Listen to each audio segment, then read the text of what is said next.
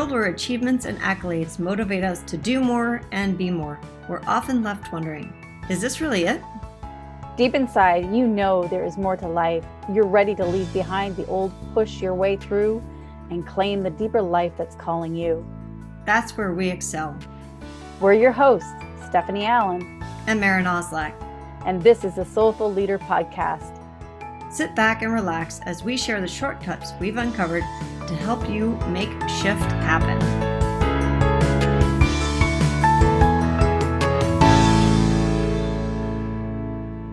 Hi, welcome to the Soulful Leader Podcast. This is Stephanie, and I'm here with Maren. And what a week it has been. I can see a theme of wanting to ask for help and feeling like it's a burden. Or that I'm a burden, or I'm putting a burden on somebody. And I've seen it both ways. I've seen it both with myself wanting to ask for help and feeling, oh, I should have already figured this all out, or I'm annoying this person. Or I've seen it the other way, where people will say, you know, as a business person, I should have it all together. I shouldn't feel vulnerable to be reaching out to ask for help because people are going to think less of me, or, you know, I won't have it all together. You know, we are really taught that we're supposed to be able to do it all. You know? I know. Like, where on God's earth name? Who? You just show me who. I just want to know who can do it all. Like, I mean, yeah, we might be able to do some things for a little while out of our comfort zone or out of our gifts and strengths and passions.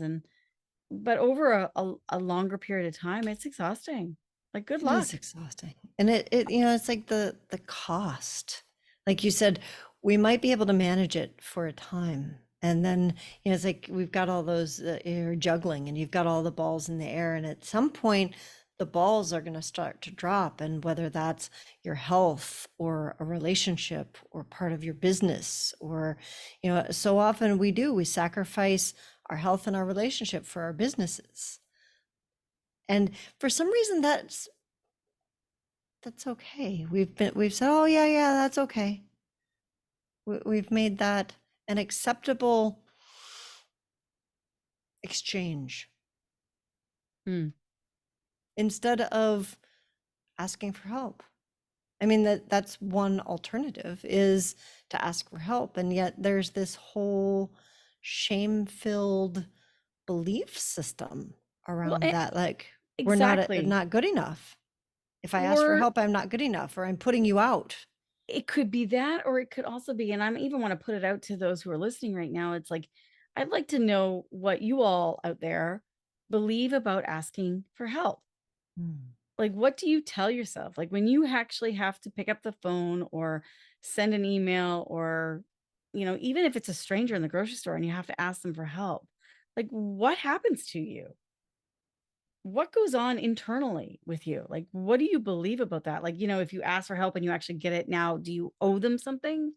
Or do you feel like your ego is completely crushed and that, you know, you're a helpless, hopeless kind of being? Like, I'm really curious. Like, I was having a conversation with someone the other day and they're like, you know, we were trying to get something done. And I said, look, why don't we just hire somebody?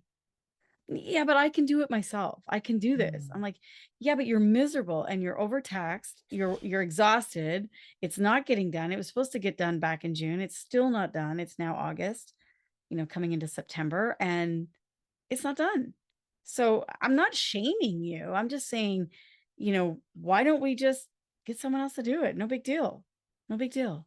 Like, and I think that's what happens. I think, you know, when you ask for help, first of all, you might feel ashamed, but second of all, it actually creates intimacy.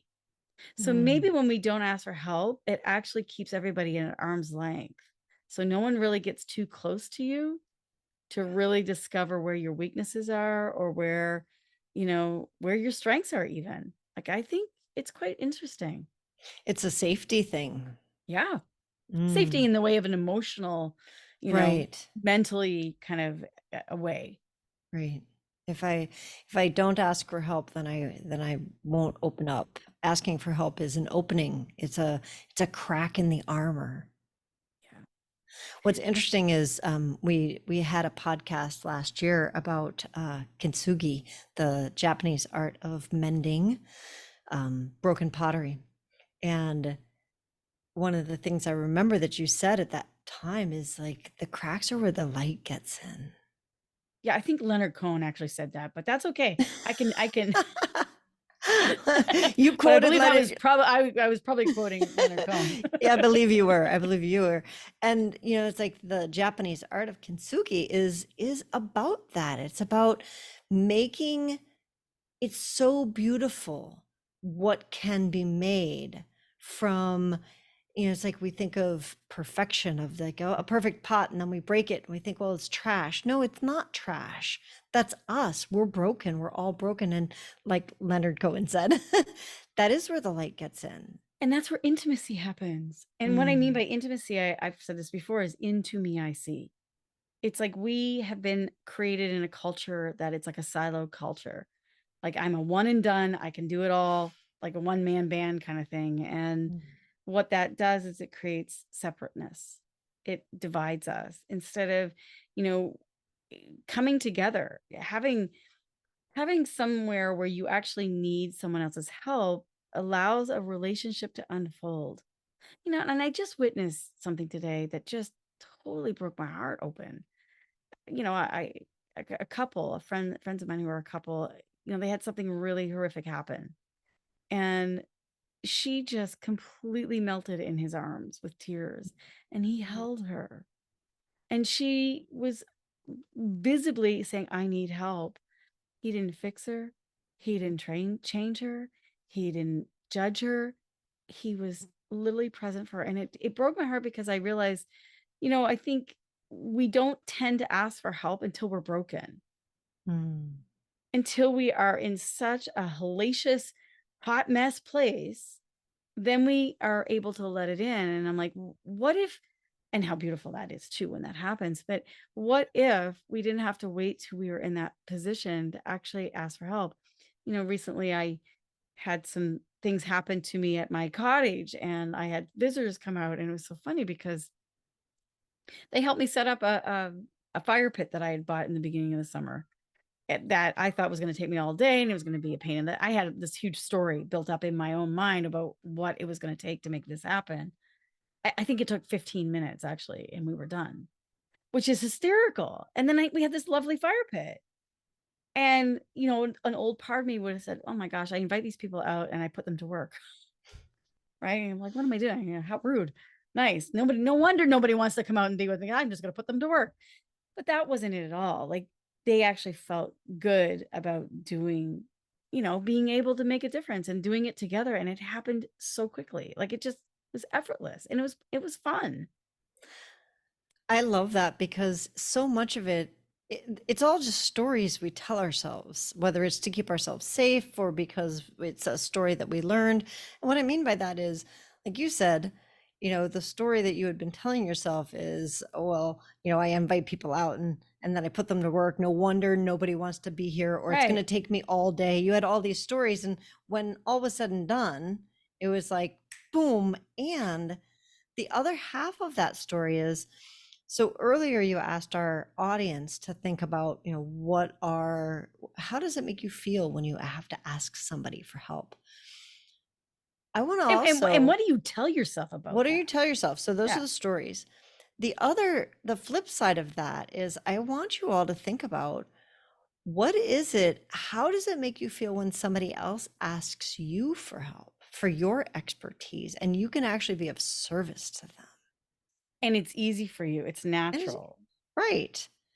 And whether it's something that you do easily or somebody who does it easily, and then it just gets done and you think, oh my, and how does that make you feel? What are the stories you tell about that? Because that's the flip side of the same coin. Yeah. So recently, Marin and I had a small group of entrepreneurs that we worked with. And that was one of the things we actually asked them to consider, because we were asking them, hey, how do you feel when you ask for help? And they were all clamoring. They're like, oh, I don't want to ask for help. I feel like I'm burdening people, all this kind of stuff. All these stories came up. And so we actually asked them the very question that we just asked you all, It's like, well, how does it feel when someone asks you to show up and do the very thing that you are gifted at? And it's nothing for you, nothing. Like, do you feel loved? Do you feel valued? Do you feel appreciated? Do you feel acknowledged? Like all these amazing things. Like you get so much out of it. And I said, so now think about that. Next time you go to ask somebody to, for help, you're actually acknowledging them. You're actually valuing them. You're actually appreciating them. You're actually literally shining the light on their gifts and strengths. And you're empowering them to, Mhm. instead of taking it out of their hands and saying, oh no, I can do it by myself, like your fire pit, I can do it, I can do it, I can do it. You're empowering somebody to feel needed and useful and helpful. And now we can share it together. And there is an intimacy that's created there. It's the shared culture instead of the siloed culture. And we're actually meant to be in a shared culture. Well, and vulnerability. Mm. Brene Brown has totally coined this whole new flipping the switch in our brain to say that actually vulnerability takes a huge act of courage. It's a superpower. It's a superpower It and it is. actually brings you into relationship and intimacy. Mm. And so when you're asking for help, you're actually making a bid for intimacy to let someone actually see you. Like I said, this couple that had a meltdown in front of me and were just so beautiful. I actually cried, not just for what had happened to them, but it was more of like crying of like, do you know how beautiful the two of you are right now? Mm. Like, I want that. Like, I could feel in my heart, my longing of like, wow, to feel totally safe, to completely unravel myself and be held. So I want to address something that's probably, it may or may not be an elephant in the room. So we're using this word intimacy, and that oftentimes is reserved for couples. Mhm. We don't Lovers. Lovers. We don't think about that in terms of entrepreneurs or business or leadership. And I want to actually bring that to the table because when I have intimacy, and it's a non-sexual intimacy, it's not a lovers type of thing, it's a loving, not a lovers, with my team or in a business relationship. One of the things I just heard you say was that, you witnessed this in a couple and you could feel the longing in yourself. I have felt that when I've gone into businesses that have that intimacy. It's like they finish each other's sentences and they know where the other person is, and Mm. they have I remember when I was at when I had the studio and I walked into another studio, and the studio owner had this moment where, we were talking about what was needed, and he's like, yeah, okay, let me grab somebody, and he brought that person into our conversation, and it was like they just mind melded, and suddenly the person went off, and I knew that it would be competently done, and I was like, oh, I want that. Yeah. And it's the same thing. There's an intimacy to it. So when we're using that word, it's not just for couples or lovers. It is a Well, deeper way of knowing and opening, and and it we've enriches your business. I think we've been told that you don't want to be the damsel in distress. You don't want to be a victim. You don't want to be the helpless. And yet, going back to Brene Brown with saying vulnerability actually is a high act of courage. If you bring it to another level of saying, you know what, my gifts and strengths are not in this area, or I am just so taxed right now. I really need some support. I really need some help. Who is it that I know that has this skill or who can help me? Because we often will also ask a whole bunch of people that are totally not able to help us. That's a way of sabotaging ourselves and not Or having from intimacy. from a really needy place, a needy, Right, right, whiny, right? We're right. not, yeah, that doesn't work either. Instead of literally asking, hey, do you know of anybody who could help me with? Or I'm really struggling with this area. Do you have any suggestions for me? Or like to literally, because what you're doing is actually saying, I'm worth taking Mm. time to show up to invest in. And I value you and your opinion and your ideals. Can you see my blind spot here? Can you help me have a look at this and shift it? And Yeah.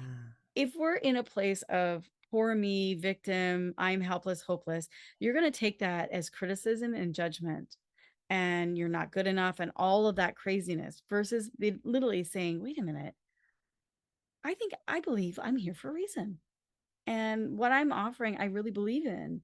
And I love what I do. And I know I'm actually not meant to do it all. In fact, I've heard one of our teachers say with Life Mission, doing what you love to do in the way you love to do it with the people you love most in the way that the world most needs it done, that actually the fastest way to reach self realization is to get married, have children, and open your business.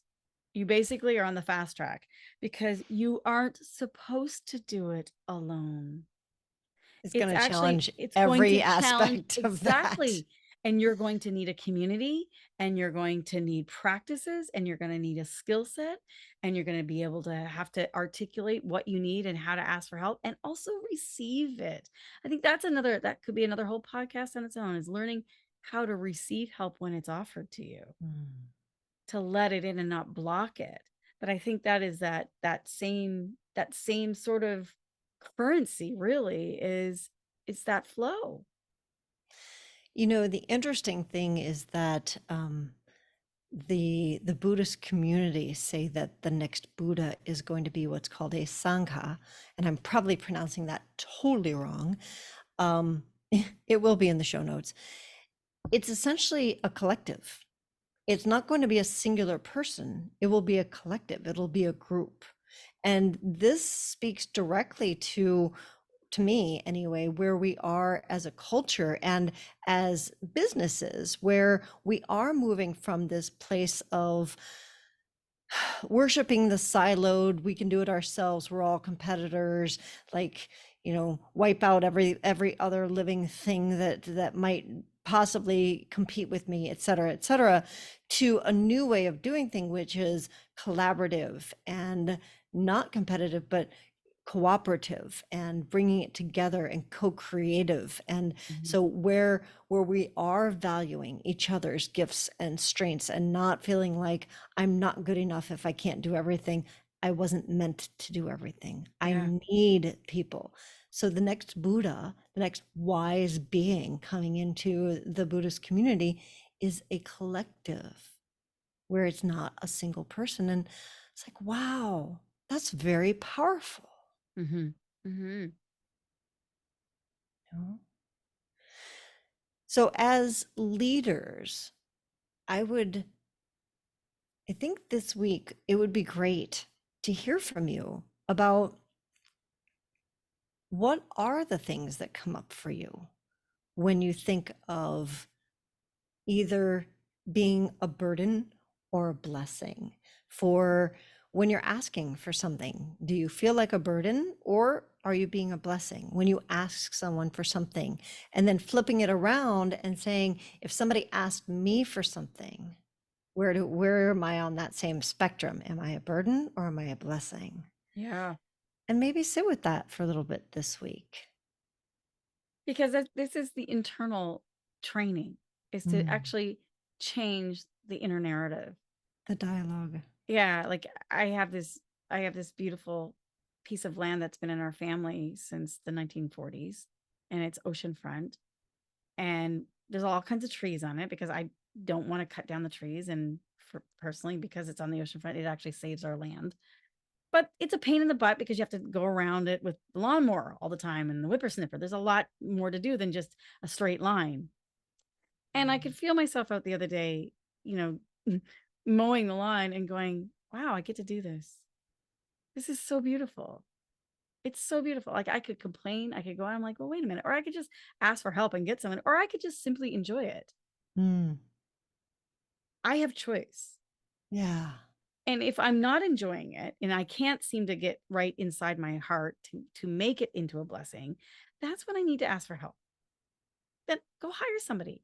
Hire and I can hear you all. It's like, oh, we can't even find people to work in the greatest places. But maybe we're not asking in a way that is like that is intriguing. Or maybe we just haven't found also our way to receive.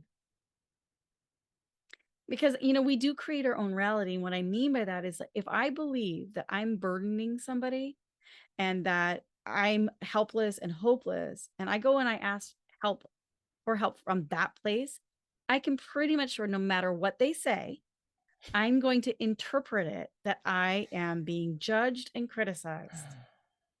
Yeah.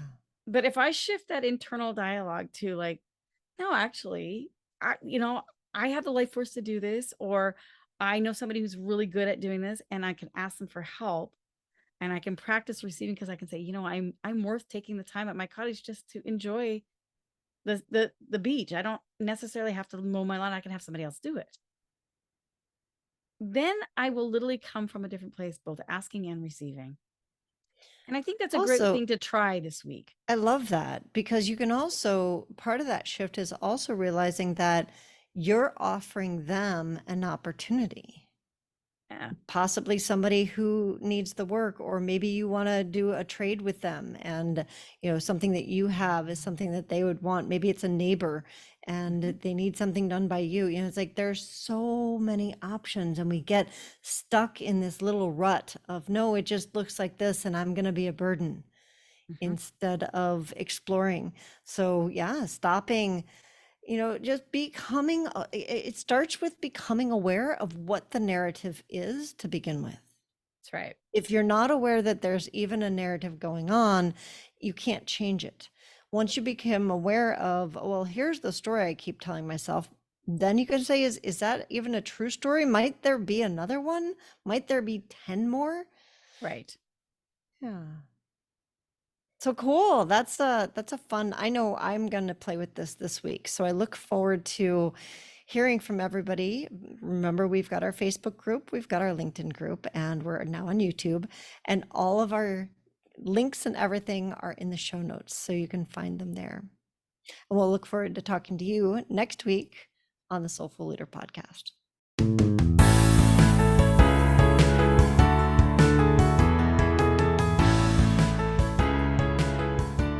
And that wraps up another episode of the Soulful Leader podcast with your hosts, Stephanie Allen and Maren Oslack. Thank you for listening.